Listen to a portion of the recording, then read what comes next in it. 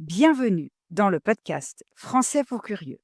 Je m'appelle Sandra, je suis professeure de français langue étrangère et je vous emmène à la découverte de curiosités du monde qui nous entoure, tout en vous permettant d'améliorer votre français. Alors, prêt et prête pour ce voyage culturel et linguistique? Bonjour à toutes et à tous et bienvenue dans ce nouvel épisode de Français pour curieux. Si je vous dis pédagogie alternative, vous pensez peut-être à des écoles différentes, à des classes colorées, à des enfants qui apprennent en manipulant du matériel ou en choisissant eux-mêmes leurs activités. Derrière cette vision de l'éducation, il y a une femme, une pionnière italienne, Maria Montessori.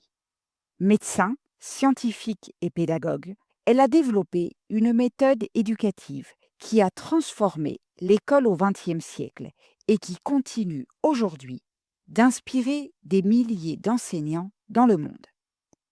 Dans cet épisode, je vais vous raconter son parcours, ses idées et l'héritage qu'elle nous a laissé. Avant de commencer, je vous rappelle que si le podcast vous plaît, vous pouvez m'offrir un petit café. Le lien est en description.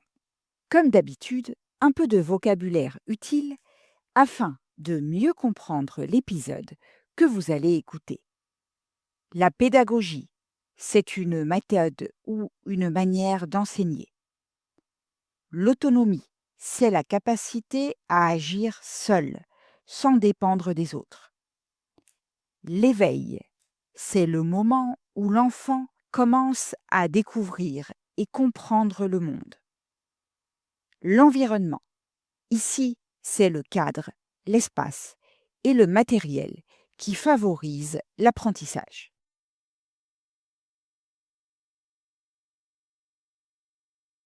Entrons maintenant dans le vif du sujet. Maria Montessori naît en 1870 à Chiaravalle, une petite ville d'Italie. Son père, Alessandro, est fonctionnaire, rigoureux et attaché à la tradition. Sa mère, Renilde, est plus ouverte, passionnée de lecture et curieuse. Ce mélange entre discipline et liberté forge très tôt le caractère de Maria, sérieuse mais indépendante, déterminée à choisir son chemin. Dans l'Italie de la fin du XIXe siècle, les jeunes filles de bonne famille sont destinées au mariage, parfois à devenir institutrices. Mais Maria, elle, rêve de science et d'expérience. Adolescente, elle annonce qu'elle veut devenir médecin, un projet jugé impossible, voire absurde pour une femme. On le lui déconseille, on se moque d'elle, mais elle insiste. Grâce à d'excellents résultats scolaires et une volonté inébranlable, elle réussit à entrer à l'université de Rome. Les obstacles ne disparaissent pas pour autant. Elle n'a pas le droit d'assister aux cours de dissection avec les étudiants hommes. Elle doit pratiquer seule, le soir, dans des salles désertes. Elle est isolée, critiquée, mais elle continue. En 1896, Maria Montessori obtient son diplôme de médecine. Elle devient ainsi l'une des toutes premières femmes médecins d'Italie. Déjà, sa vie est un acte de rébellion. Elle prouve que les femmes peuvent réussir dans un domaine réservé aux hommes. C'est la première victoire d'une longue série.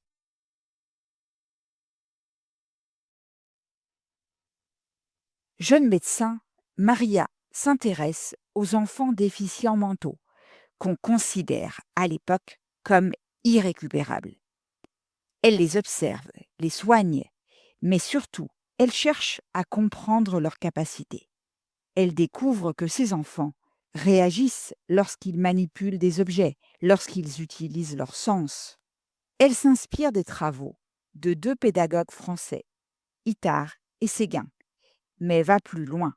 Elle invente du matériel spécifique, comme des lettres rugueuses à toucher ou des formes à encastrer.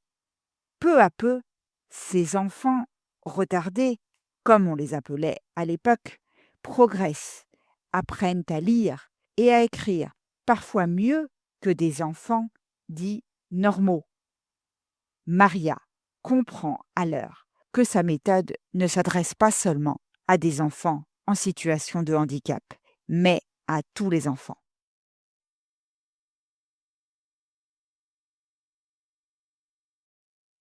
En 1807, elle ouvre sa première Casa dei Bambini à Rome, la maison des enfants. C'est un moment décisif. Dans ce quartier populaire, les enfants vivent dans des conditions difficiles. Mais Maria Montessori leur crée un environnement nouveau, une classe lumineuse, des meubles adaptés à leur taille, une idée révolutionnaire, du matériel conçu pour développer leur sens et leur concentration. Elle observe que les enfants deviennent rapidement plus disciplinés, mais pas par obligation, par plaisir d'apprendre. Ils choisissent leurs activités, travaillant seuls ou ensemble, sans pression, et deviennent capables de se concentrer pendant de longs moments. Ce que Maria voit la bouleverse. Elle comprend que les enfants ont une force intérieure, une énergie créatrice qu'il faut respecter et encourager.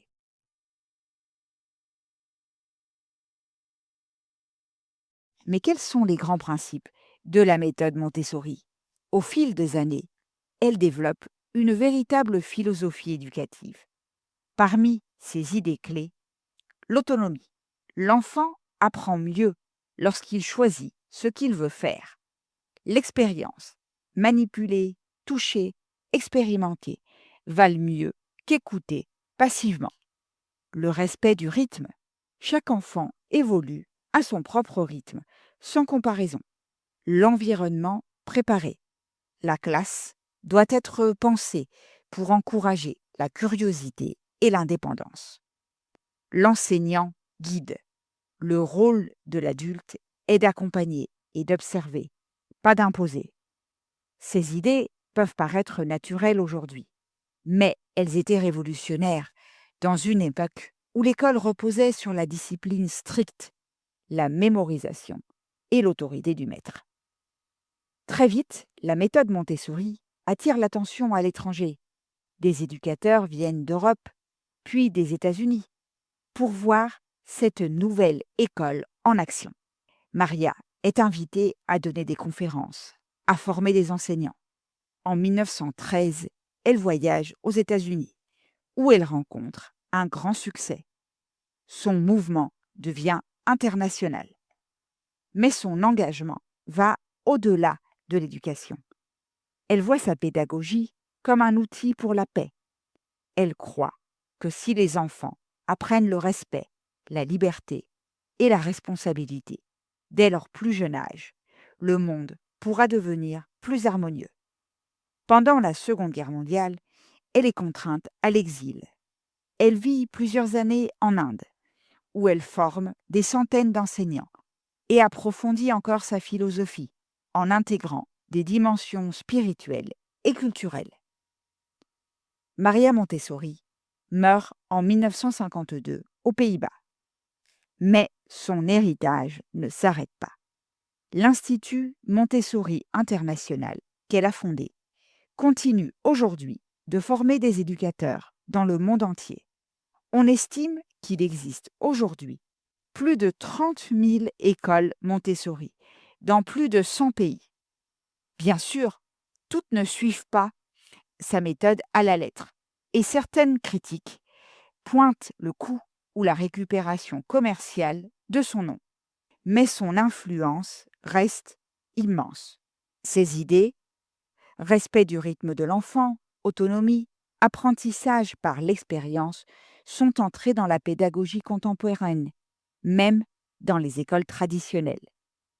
Maria Montessori, c'est l'histoire d'une femme qui a osé défier les préjugés de son temps pour inventer une nouvelle manière d'enseigner.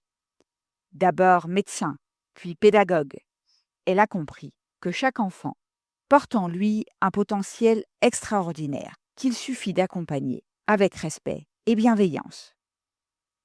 Aujourd'hui, son nom est partout, dans des écoles, des associations, des livres, des jouets éducatifs.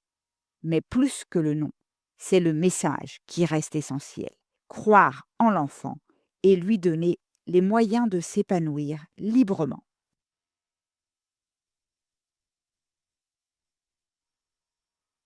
Et voilà, nous arrivons au terme de l'épisode d'aujourd'hui. J'espère que vous avez aimé ce que vous avez entendu. Si c'est le cas, je vous invite à laisser un message sur votre plateforme d'écoute préférée et à partager l'épisode autour de vous. On se retrouve la semaine prochaine pour d'autres curiosités.